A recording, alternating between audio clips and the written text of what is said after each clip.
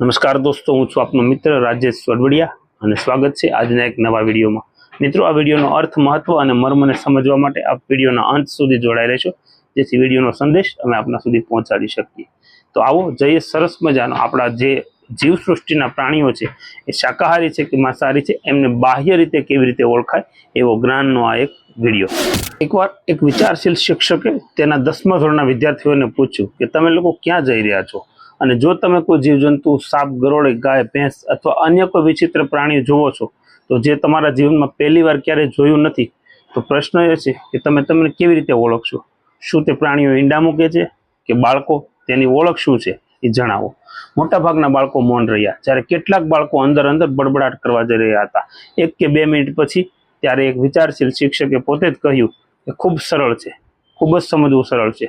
દ્રશ્યમાન કાન ધરાવતા તમામ લોકો બાળકોને જન્મ આપે છે, એટલે કે તમામ જીવજંતુ, અને એવા જીવો કે જેને કાન બહાર દેખાતા નથી તેઓ ઈંડા મૂકે છે।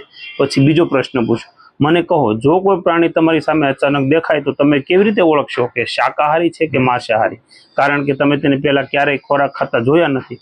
બાળકોમાં ફરી એ જ જિજ્ઞાસા જાગી અને એકબીજા કાનાખુશી સમ કરવામાં લાગ્યા। શિક્ષકે કહ્યું, જો ભાઈ, બહુ સરળ છે।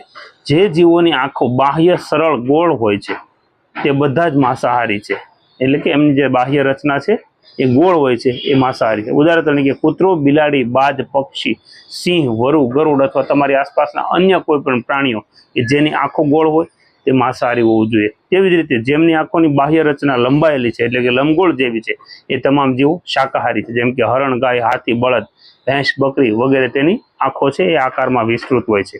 પછી તે પ્રતિબિંબિત શિક્ષકે બાળકોને ફરીવાર પૂછ્યું કે હવે બાળકો, મને કહો કે માણસની આંખો ગોળ હોય છે કે લાંબી હોય છે? આ વખતે તમામ બાળકોએ કહ્યું કે માણસની આંખો છે એ લાંબી હોય છે। આ બાબત પર ફરી શિક્ષકે બાળકને પૂછ્યું, મને કહો, આ પ્રમાણે માણસ શાકાહારી કહેવાય કે માંસાહારી કહેવાય? બધા જ બાળકોના જવાબ આવ્યા કે સાહેબ, શાકાહારી કહેવાય।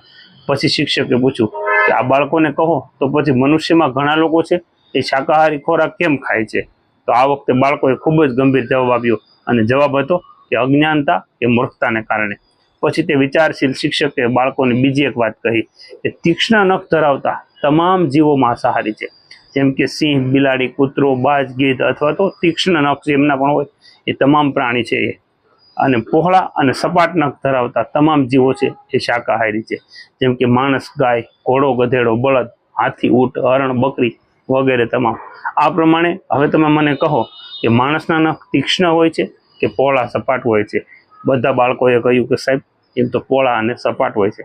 પછી ફરી શિક્ષકે એક નવો સવાલ પૂછ્યો કે હવે મને કહો કે માણસ કઈ શ્રેણીમાં જીવવામાં અથવા તો કઈ શ્રેણીનો જીવ છે તે તમે મને જણાવો।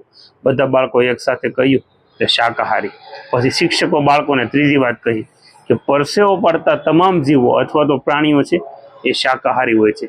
જેમ કે ઘોડો, બળદ, ગાય, ભેંસ, ખચ્ચર વગેરે અને બીજા ઘણા પ્રાણીઓ। જ્યારે માંસાહારી પ્રાણીઓ છે એમને પરસેવો પડતો નથી, એટલે કે પરસેવો વળતો નથી। તે આપતી વખતે કુદરતી રીતે તેમની જીભ છે એ બહાર ચોંટી જાય છે, અને આ રીતે એમના શરીરની ગરમી છે એ નિયંત્રિત બહાર કરે છે। તો એવો પ્રશ્ન ઊભો થાય છે કે શું માણસોને પરસેવો થાય છે? માણસો તેમની જીભ વડે તાપમાનને સમાયોજિત કરી શકે છે? બધા બાળકોએ કહ્યું કે માણસો તો સાહેબ પરસેવો પાડે છે।